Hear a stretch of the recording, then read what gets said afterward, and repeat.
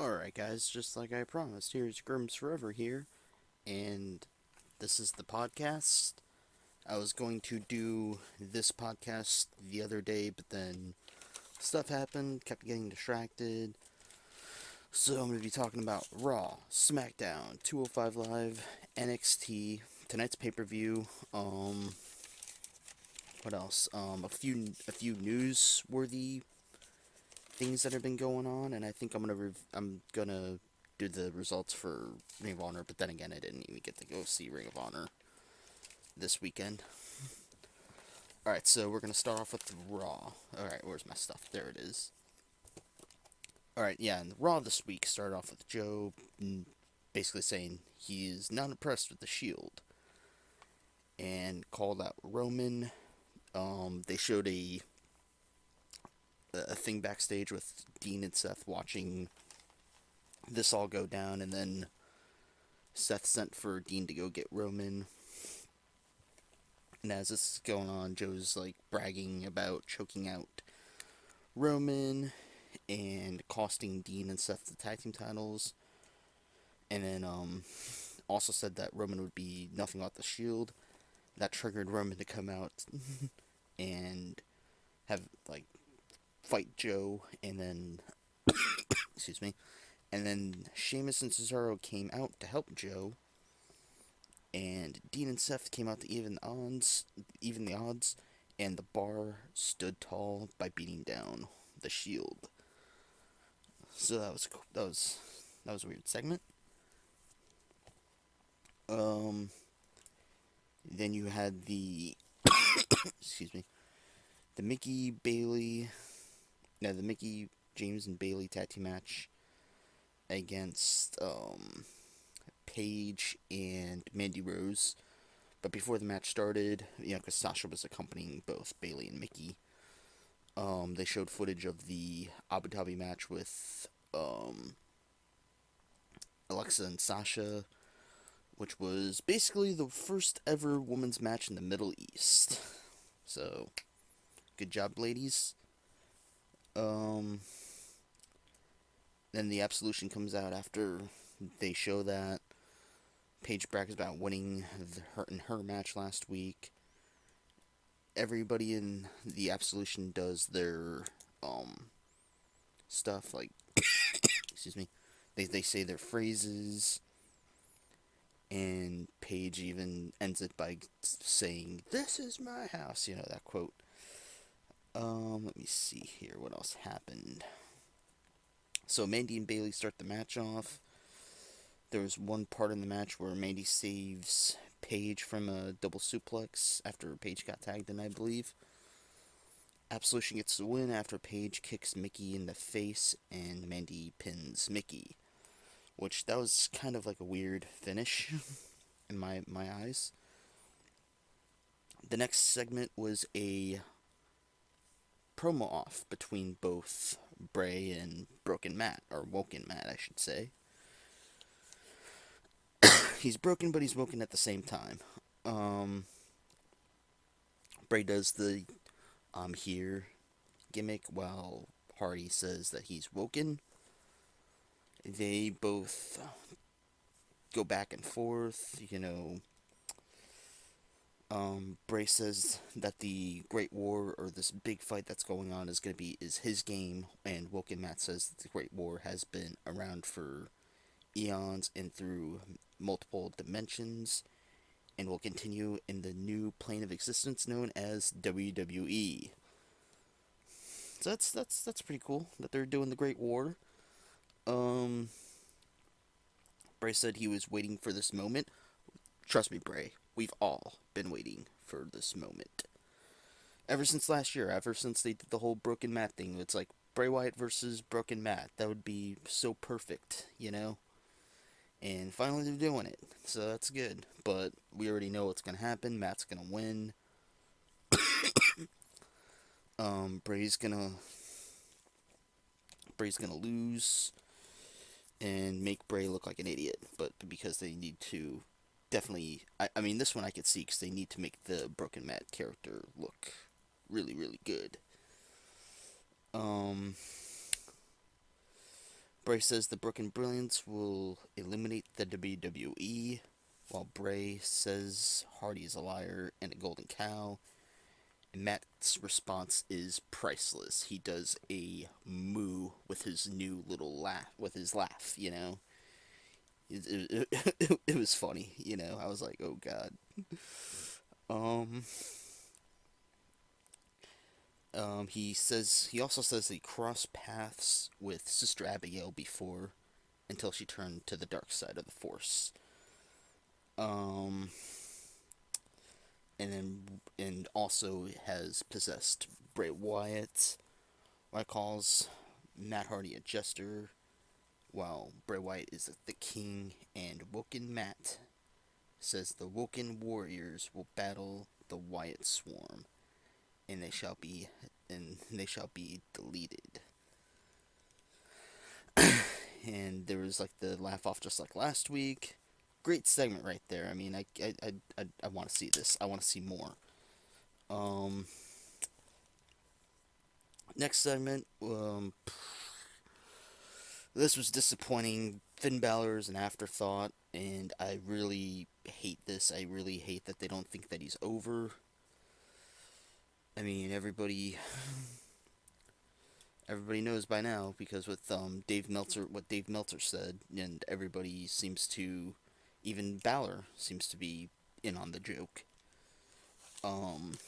So he faces Curtis Axel in basically a squash match.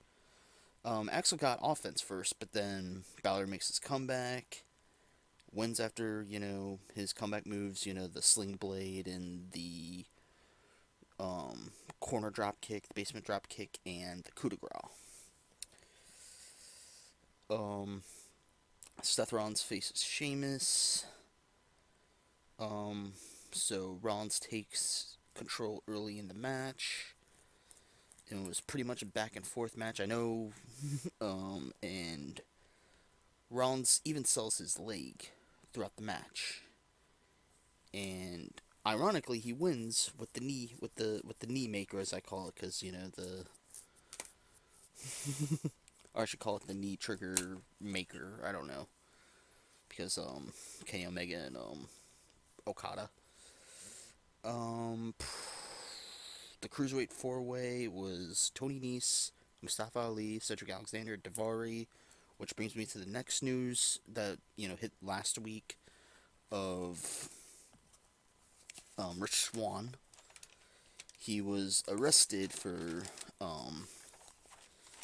battery, assault, and false imprisonment of his wife, Su Yung, as her name is. I found out that's her name.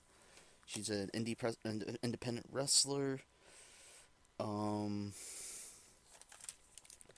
so WWE responded by indefinitely suspending Rich Swann.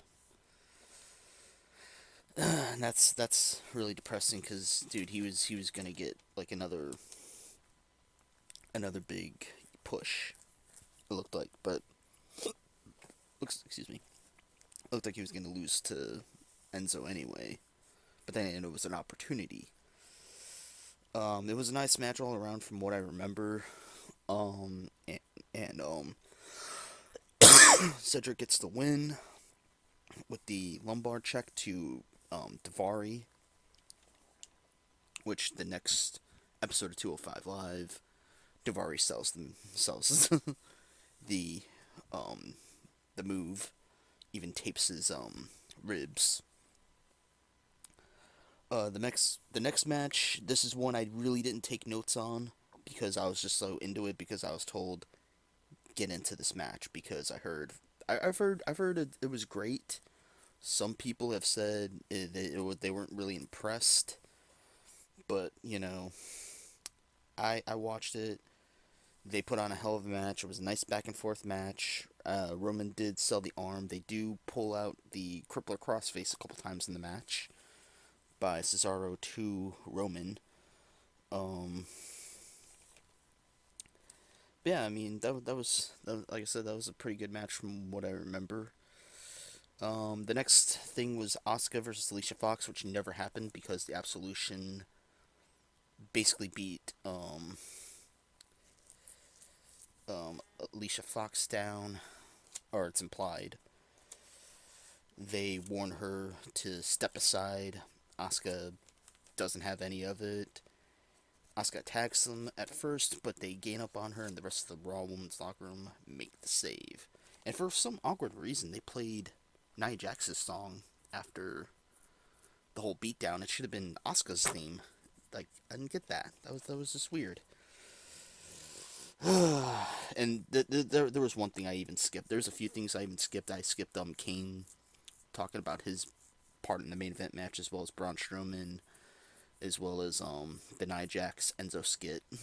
Like, I have no interest in that. Next segment, Angle basically tells the stagehand he wants the ring reinforced, which brings out Jason Jordan. He apologizes to Kurt, and by the way, Jordan gets a lot of boos, as he's shown on screen. He apologizes to Kurt for last week, and promises to keep his cool this week, but still wants Joe. Says he can hold his own,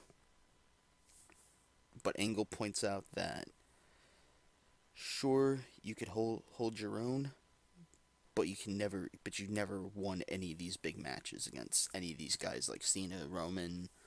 I forgot who else he said. I think he said Finn Balor, and that makes Jordan mad. He walks off. And so Dean versus Joe gets underway. Jordan randomly comes out, sits at the entranceway with a steel chair. Joe mostly dominates the match. Jordan comes out after Joe does like the Kurt Angle, woo! Raises his arms out and everything. And outside, Joe gives Jason Jordan the Coquina Clutch. And then Ambrose, I forgot how he broke it up, but he had, he made a comeback on Samoa Joe. And Jordan distracted the ref which Jordan and Dean stared each other down during that. And Joe dived outside the ring, and he won the match and Samoa Joe won the match with the Coquina Clutch. And at one point, Booker T is triggered at Jordan. I mean, that's him all week. I hate Booker T on commentary. He's a great wrestler, but sucks on commentary. Just like I suck on commentary with this thing. Dana Brooke joins the Titus Worldwide brand officially, and Anderson and Gallows come in, and they basically call the Titus Worldwide nerds. And then out of nowhere you hear Braun do his roar, and then it scares both groups off. Braun versus Kane is next. It was basically your typical big man versus big man match. It ended in a double count out, and Braun puts Kane through the barricade. During the match, there was a brawl after the match. They do the double sit-up thing, like both of them are like Undertaker, Michael Myers, which freaks Kane out, and Kane at one point goes for the chokeslam, powers out of it, hits Kane, puts Kane through the table with the running power slam, and that is Raw. And next, we're going to go to SmackDown Live. The show starts with Owens and Sami Zayn backstage wearing the Yep Yep Yep t-shirts and handing out flyers for the Yep movement to occupy SmackDown and remove Shane McMahon. Styles does a promo. He comes out with the newly designed WWE title, which, they colored the little dash at the bottom of the WWE logo black instead of red. He says defending the title is on his mind constantly, and asks what good is being champion if you aren't willing to fight for it, or being a fighting champion. Looking at you, Brock Lesnar. God, I just fucking hate that. Jinder would do any. He said Jinder would do anything to keep it through the Singh, and he singled out the Singh brothers and the Great Khali because Great Khali, interfered at the Punjabi prison match. The brothers come out and don't introduce Jinder and remind the fans that he turned on them. AJ says he feels sorry for them and asks them, hey, come on, hug it out with us. They thank him and want to be in his corner, and they say he's a disgrace to India and that he always felt superior to them. And then AJ was like, okay, well, then why were you guys hanging out with him over the weekend in India?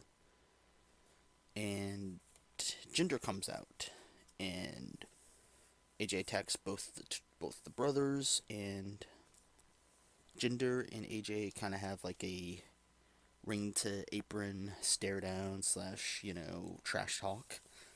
Even AJ lays the belt down on the ground and does the, come on, come and get it, The next match is Charlotte versus Ruby Riott. Natalya's on commentary, and Sarah Lee, I think? No, not Sarah Lee. Sarah and Liv Morgan are outside. I'm sorry, I don't know this Sarah chick. Sarah Logan, I think that's her name. I'm not as familiar with her. Sorry about that. Let's see what happens. Charlotte at one point fights off the Riot Squad outside. Natalya hits Charlotte for the DQ win.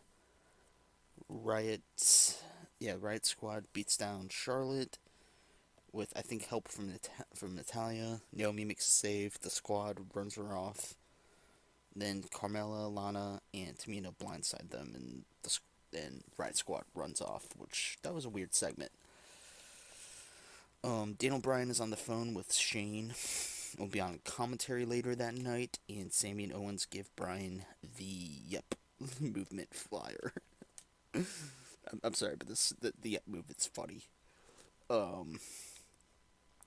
Roode is on commentary for Baron Corbin versus Dolph Ziggler. At one point, Bobby Roode steps away from the commentary, gets in the ring, and gives Ziggler the glorious DDT, as well as on Corbin, and says he will be champ, stands tall, glorious. Harper and Rowan do a squash match against Colin Delaney, and I can't remember who the other guy is, but they say he's in Shikara, I believe. So that's basically it. And they also announced that the Bludgeon Brothers are going to be facing, we're actually going to be facing, tonight, the Fashion Police. Sami Zayn and Kevin Owens come out to Occupy SmackDown Live, and they say that they're disgusted at Kevin Owens being cuffed at ringside, and call Shane McMahon the worst out of all the McMahons. They call people out to Occupy SmackDown Live. Nobody comes out. Daniel Bryan comes out, though, which they are very, very, very happy to see him, since he was the leader of the Yes Movement. Bryan is flabbergasted. He asks them, what the hell are they doing out there? And he points out that they're nothing like him in the Yes Movement, since it was for the people, while KO and Sami were being selfish and they were being for themselves. And they point out that Shane is trying to screw them out of their jobs and everything. Bryan puts them over as talented. Says he doesn't want to let them go. Says he wants a fair fight, and makes himself the second referee just in case any shenanigans goes down during the match. Rusev Day I should call this tag team Rusev Day, because that's that's the perfect name for them. Aiden English and Rusev. They are out, and Aiden English sings the Rusev Day 12 Days of Rusev song. The Usos come out and say English would get a new singing lessons this Christmas. A new toupee, a new tan, and a better tag team partner. Chad Gable and Shelton Benjamin come out and calls them all weak and promise to get the titles. The New Day comes out on commentary with pancakes. And they share pancakes with the commentators, except for Corey Graves, who wants nothing of them. And Rusev beats the Usos. I forgot what the finish was. AJ joins Renee for an interview, and even though it's 3-on-1 odds, he will beat the odds and Jinder at Clash of Champions, and Jinder and the Singh brothers beat down AJ Styles. Orton and Nakamura come out for the next segment. Renee does an interview with both of them, and she asks if the motives of Shane and Bryan will be conflicting, which Orton says he can't speak for them and only himself, and says he hates Kevin Owens and Sami and will make sure they lose their jobs. She asks Nakamura, does he agree with Orton, which Nakamura says, yep. That was funny. Owens versus Nakamura with Daniel Bryan on commentary. Now, the big story of during the match,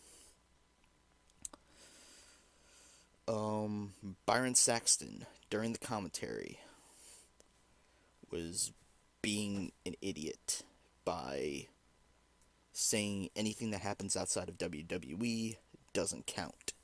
Because Bryan, he asked Bryan, are you going to be a fair referee? Which he's like, yeah. He's like, I hate all these guys equally. You know, Orton screwed with me in 2014.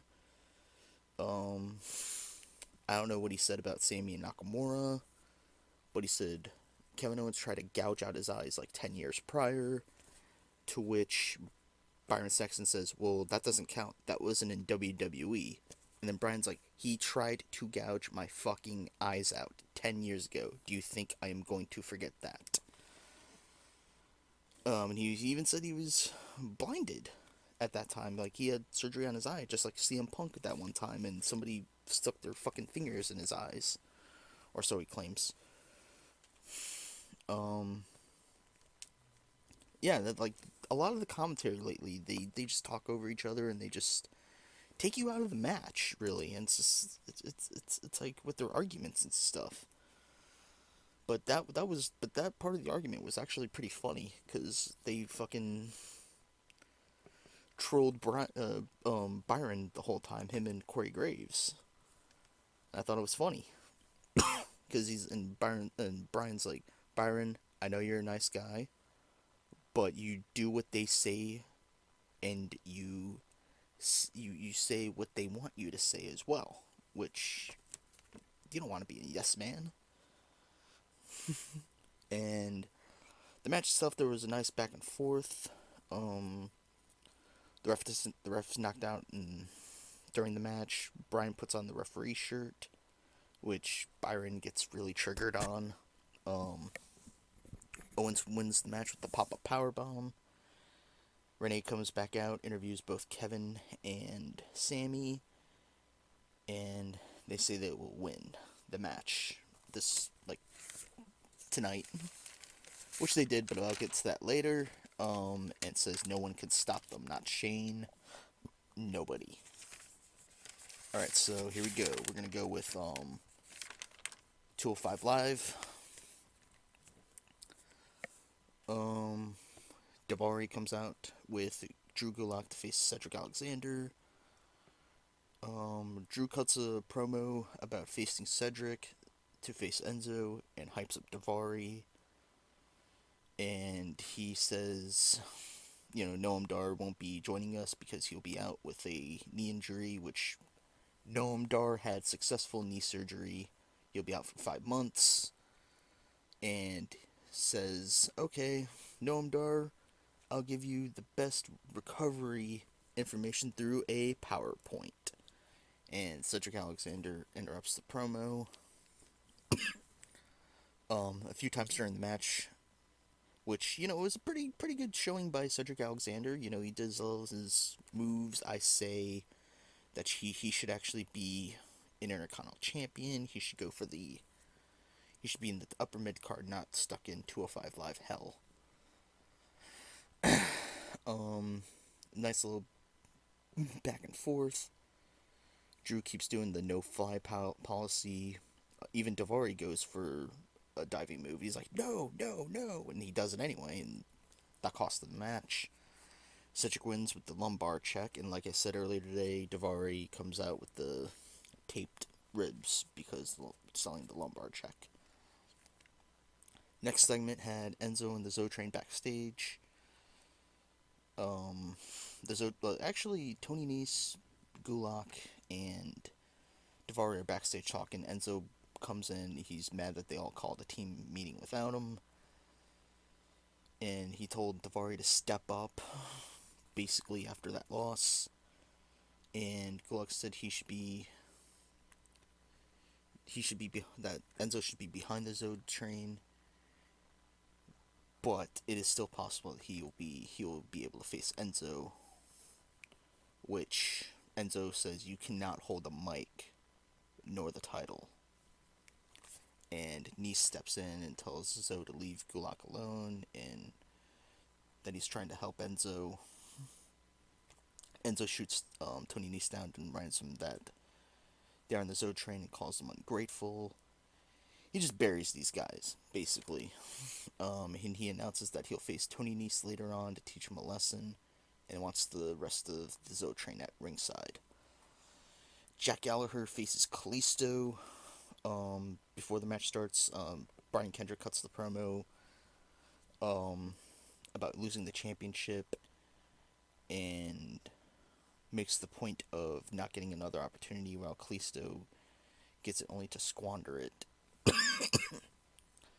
Gallaher grabs the mic and tells Callisto, stay in the back or else. There is a little bit of a tease that Callisto followed the advice, but it comes out anyway. Gallaher shows dominance early on, then Callisto does a comeback, and Callisto even sells his leg hurting, and almost loses by count out. Then Callisto does a comeback. Oh no, I just read that wrong.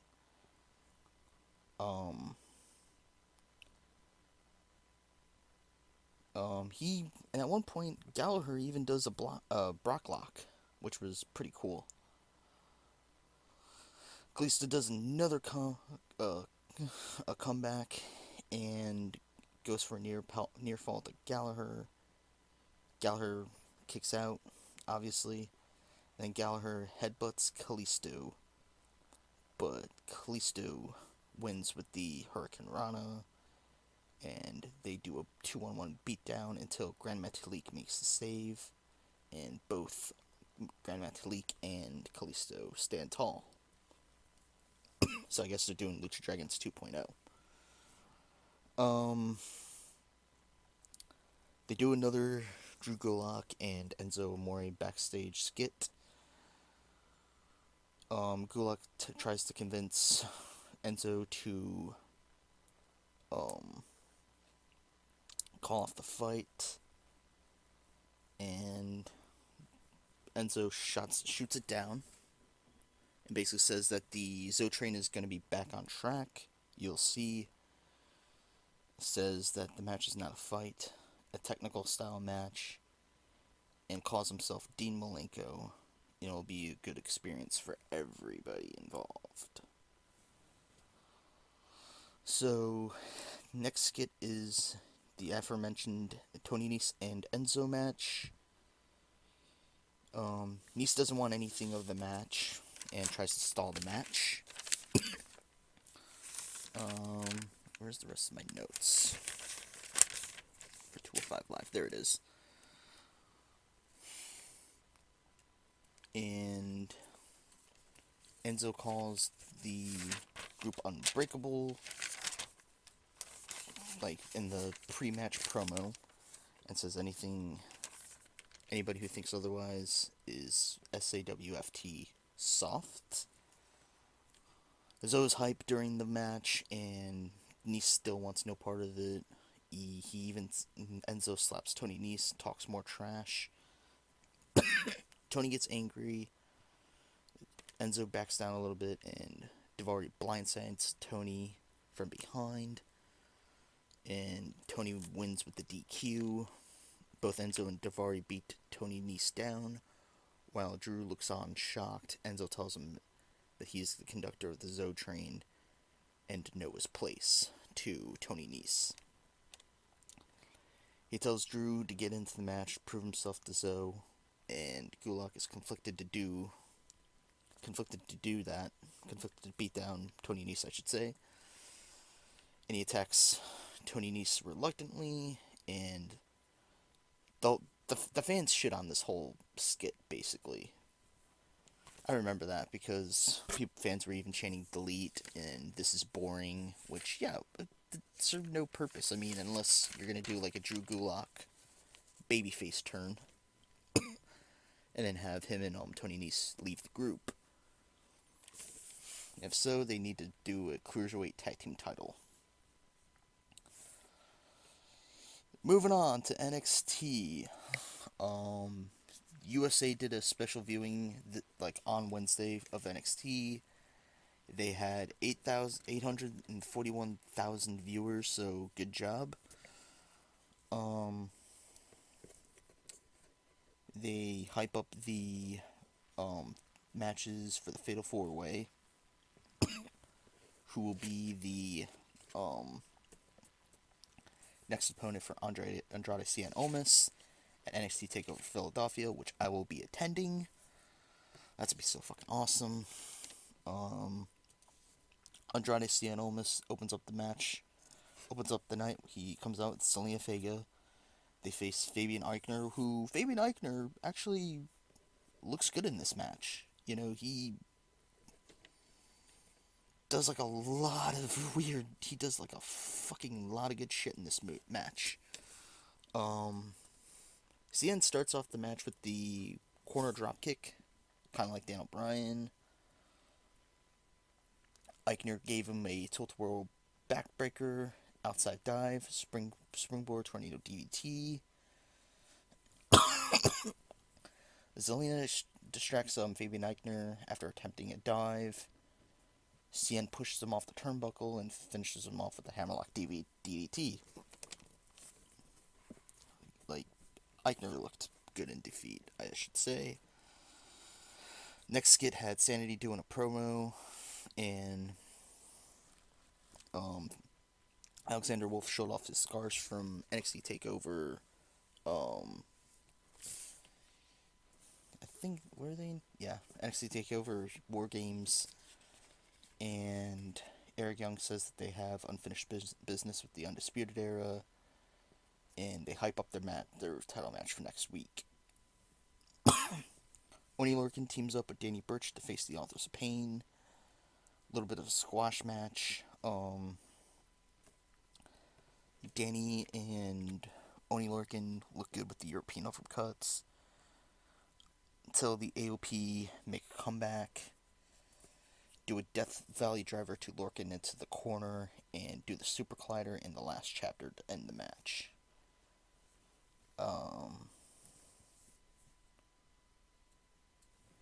I made the note of, hey, they should call these guys up already and have them, unless they want them to feud with Red Dragon to get the titles back. They hype up Dunn versus Tyler Bate 2, which will be a rematch for next week. Actually, this Wednesday. Ember Moon faces Peyton Royce. Both girls receive a good reaction. They strike back and forth. Ember does an outside dive to both girls. Billie Kay tries to get involved in the match, but gets kicked down. And Peyton Royce does kind of like a 619 with a then she does like kind of like a tarantula. That was pretty cool. There was a sick European uppercut to Peyton Royce by Ember Moon. Near falls. Peyton Royce gets frustrated because she can't put Ember Moon away. She does a Liger Bomb, which Moon does a trio row stomp and goes for the Eclipse. They attack and for the win. They both attack Ember Moon after the match, and Nikki Cross, who I like to call my Woman Crush Wednesday, she makes a save and eyes Moon and eyes the title. So a nice little tease there. And she goes crazy and runs off. God, I love her. The Street Profits do a promo. They do interaction with fans, and they tease a NXT TakeOver debut. The main event match is Adam Cole versus Alistar Black. Red Dragon is banned from ringside by William Regal, but Red Dragon comes out with Cole, and Cole assures them, I got this, don't worry. And they go to a commercial, and I think they go to a commercial. No, it was before the match. What's her name? Yeah, Shayna Baszler is been confirmed to be the mystery girl, or the mystery person that they've been doing vignettes over. So she's gonna be going down to NXT. I mean, it's obvious. People actually thought it was Gunner, but it's actually Shayna Baszler, whatever her name is. I really don't know her. Sorry, guys. As Alistar Black is coming out, they sing his theme song, which is pretty awesome. Because that song is awesome. They start the match with some rest moves. Cole gets cocky a bit after besting Black. Does his Adam Cole Bebe taunt. Black responds with knee strikes. Cole, as I said earlier today, pulls out a crossface, which Black goes for the ropes. Cole comes back, gets the advantage on Black, and Black gets the comeback. Cole goes for a top rope dive, and Black kicks him in the face, which was awesome. Overall, I thought this was a good back and forth match, and Alistar Black does his thing with his foot where he picks up his opponent and his opponent stands up. Cole says, "What you got?" Alistar Black responds with a black mask and gets the pinfall, so he's going to be advancing. And I actually did think that Cole looked great in defeat. So that's this week's matches, and I'm going to go through with some news, and then I'm going to be talking about what happened tonight. So everybody knows about the whole Mia Khalifa comments on wrestling, and saying that, somebody asked her about Ronda Rousey. She said, I don't like wrestling, I don't like WWE, it's not a sport, it's trash. Wrestlers and wrestling fans kind of trolled her. Even Helms had his little say in the matter.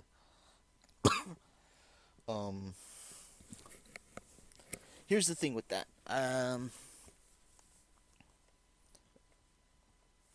I responded to her as well. I basically told her it doesn't matter what you think.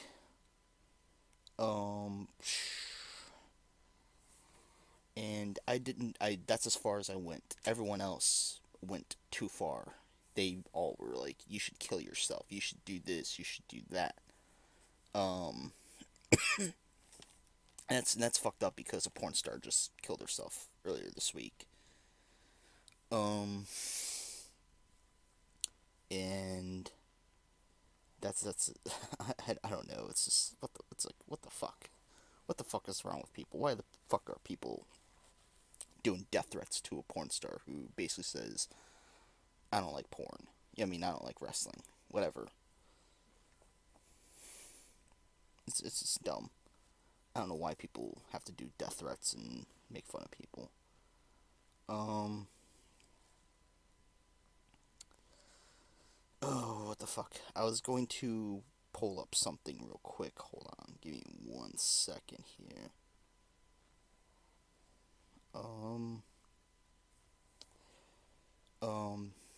Eva Marie, though, has gone out and defended her. Or not defended her, but she defended wrestling because they did like a face-to-face. They talked about it, and she basically told her, hey, sure, it's scripted. There are some stuff that we have to come up with on the fly. We have to call it audible sometimes. She's like, but it's very real, A lot of the action is very real. You could get hurt.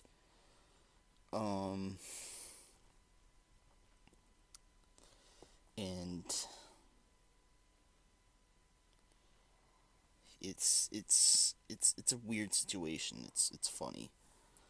Not funny when people are threatening her and trying to roast her online.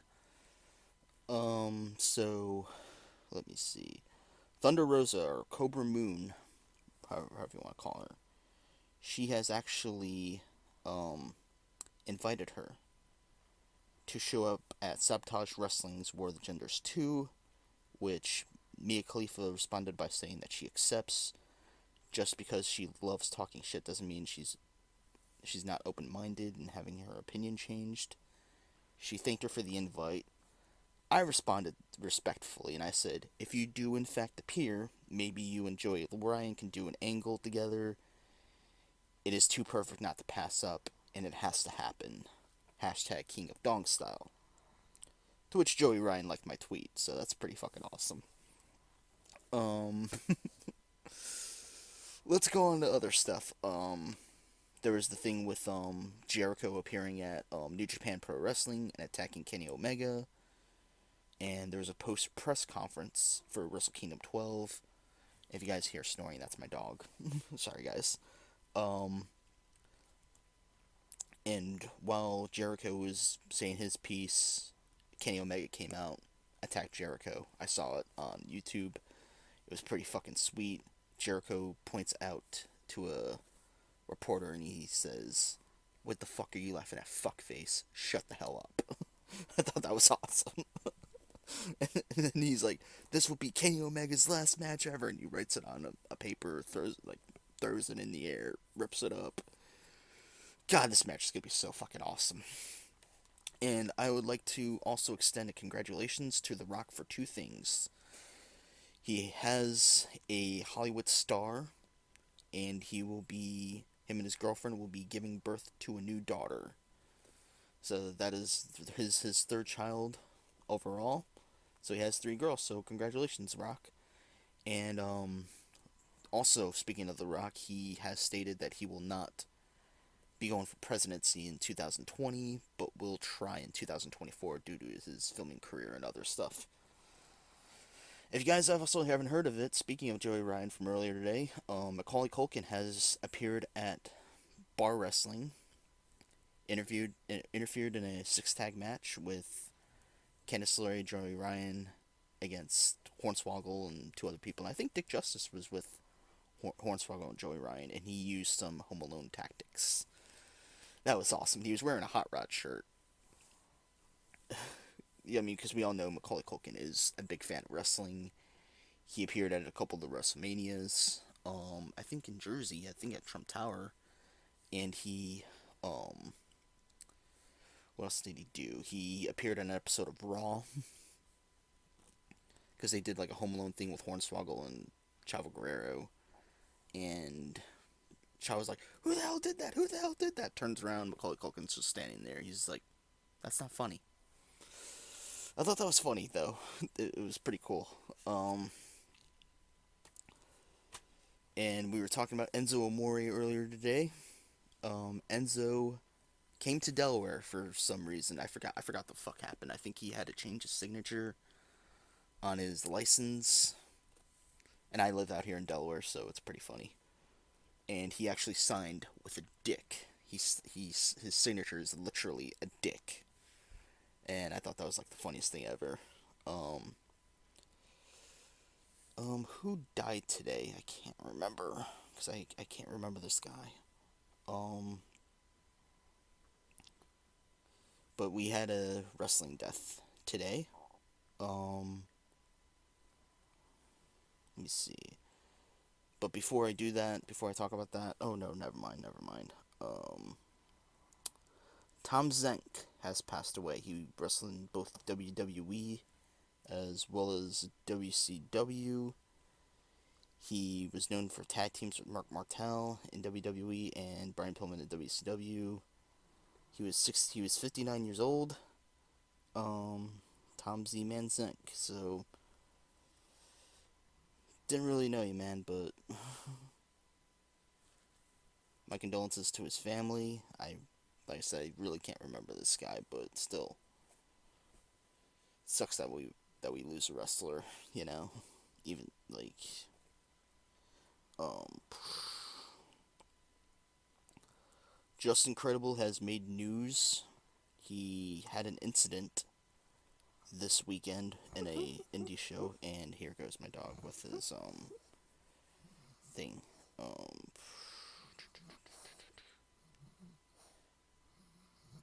Let me pull this up about Justin Credible, because it was an indie show that he appeared in, and it was just like what the fuck? This was similar to the Scott Hall incident from a few years ago. You remember that? I was actually watching his Blu-ray last night, or his DVD last night, his documentary on the WWE.com, or WWE Network, and I'm like, holy shit, this is just like that. And Justin Credible was there for that when that happened, and it's like, what the fuck, dude? I mean, I wish Justin well though, but it's like, dude, come on, man, you can't be doing that anymore. Um, yeah, it was that Blitzkrieg Pro. It was that Blitzkrieg Pro. He was drunk. He was intoxicated. He tried to get into the ring and was just acting like an ass. Justin Credible came forward. You know, he apologized for his actions, and he will be helped by DDP, which is really good. He needs to get back on track. I don't want to see anything bad happen to Justin Credible, because I actually like Justin Credible. Let me see. Is there anything else that we need to talk about in wrestling?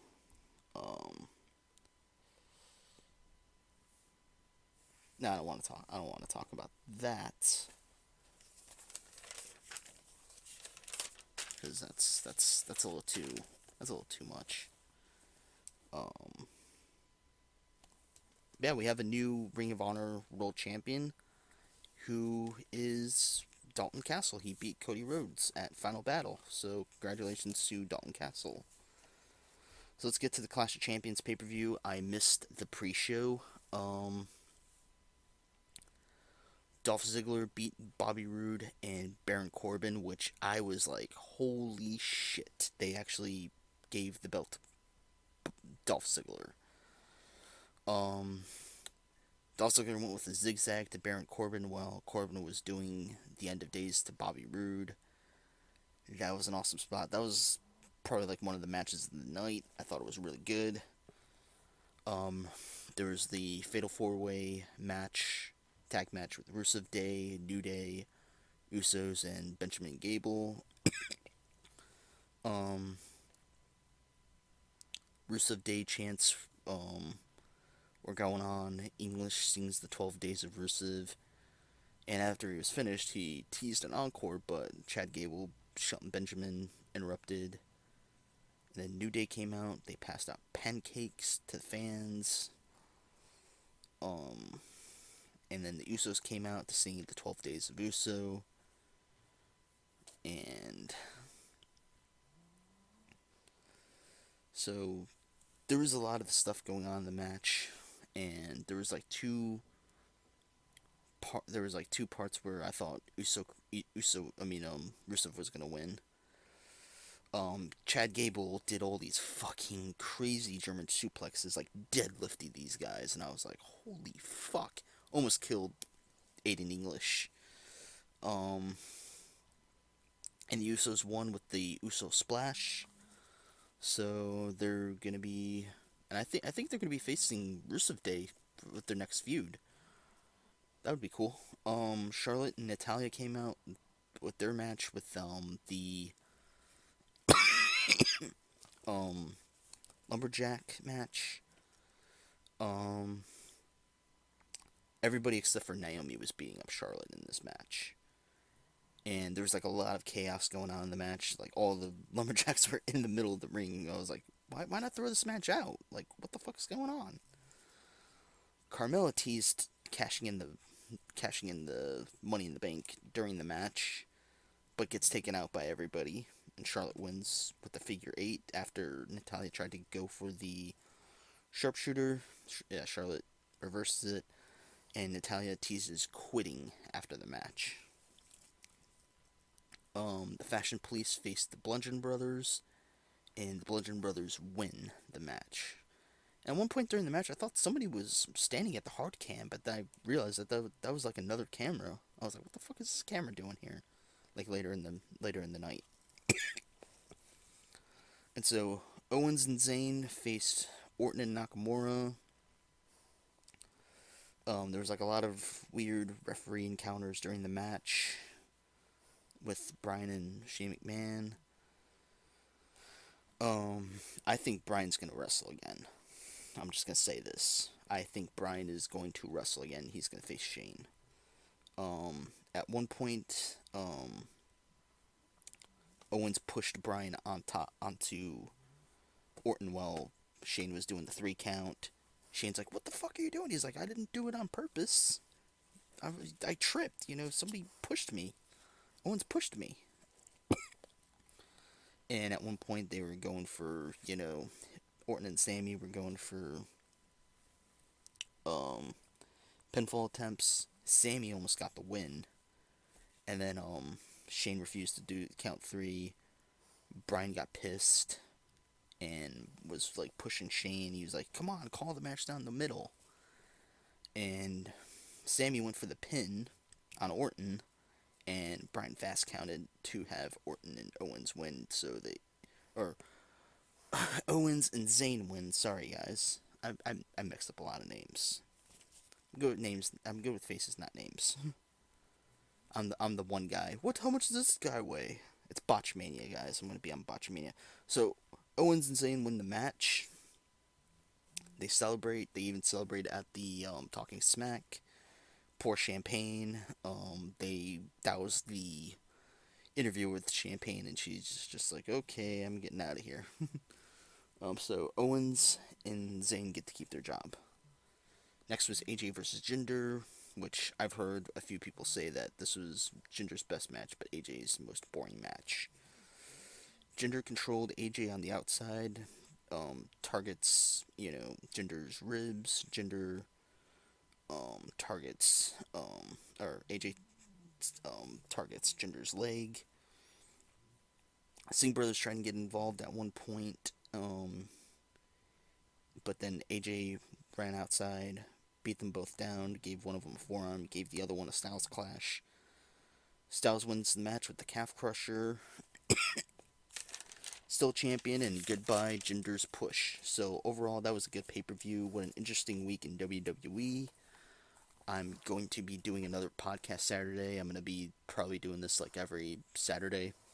Talk about stuff. I mean, if you guys want me to talk about certain things, just put it in the comments below. I'll be able to talk about stuff. Just do like a this week in wrestling or whatever. Ask me to review a classic thing. I mean, this is just a trial run. This is like, there's always room for improvement, always room for suggestions. I would like to get some guests on here, like Joey Ruins, the guys from the Inzaguri, which I'm friends with. One of the guys, Fran. And speaking of the Enziguri, a lot of my predictions came true. Let's go back. I fucked up on I chose the wrong winner for the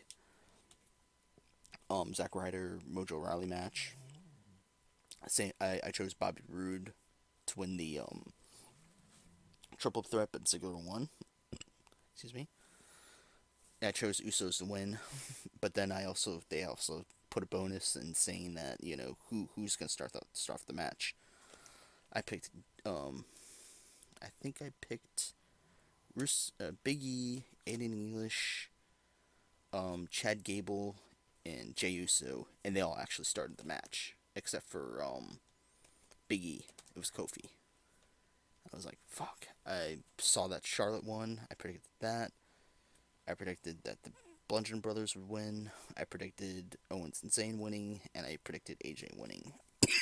So I got some pretty good points in that for tonight. I missed like only three predictions. Everything else was like pretty much spot on. Because I was like, you know what? That's where it's going. Like I said, I mean, if you guys want me to review classic content, like watch an episode of ECW, watch an old episode of Raw, SmackDown, an old pay-per-view, WCW, review a DVD, review a documentary. Ask me to review a documentary. Hell, I'll even talk about documentaries on here. I'll talk about Rise and Fall of ECW. I'll talk about the CM Punk thing. That DVD is fucking awesome. I'll talk about Ready to Rumble if I have to. I don't fucking care. I'll talk about Beyond the Mat, which was a good non-WWE documentary. Same with the Iron Sheik documentary. That was really good. There was like another thing I wanted to talk about that's non-WWE. So if you guys haven't checked out my YouTube, I did a review for Star Wars. The more I think about it, the more I like it. I know there's like a lot of people bitching about it. They didn't like it. People are up in arms about it. I made this one point. I actually saw this point also, where it's like everybody bitched about the last movie being too much like A New Hope, and they wanted something different. This movie, they do something different. Everybody bitches. So you can't win. They're like the Star Wars fans. The Star Wars fanboys are like WWE fanboys or wrestling fanboys. Sorry, but I know I'm a wrestling fanboy, but you can't please a lot of them. Trying to think of what else. I mean, there's still one thing. There's still the thing about Snoke. The Snoke character that really disappointed me. There's a few disappointments, but other than that, I actually like the movie. I mean, it's not bad, it's not a bad movie. And as I said, I can't say that it sucks because I can't say that it sucks. I thought it was good, so it was a good movie. I wanted to say something else. Let me see. But yeah, guys, I mean, if you guys like this, give it a thumbs up, like, subscribe. I'm trying to come up with the title for this. I really don't know what the title is. So put it down below if you guys want me to name it something. For right now, I'll just call it grims4ever's Untitled Podcast. I'm gonna try and go at this for like an hour-long podcast, if that. But other than that, guys, have a good night. I'll see you guys whenever. I'll see you guys Saturday. I'm gonna do like a This Week in WWE or This Week in Wrestling podcast. So, see you then, guys.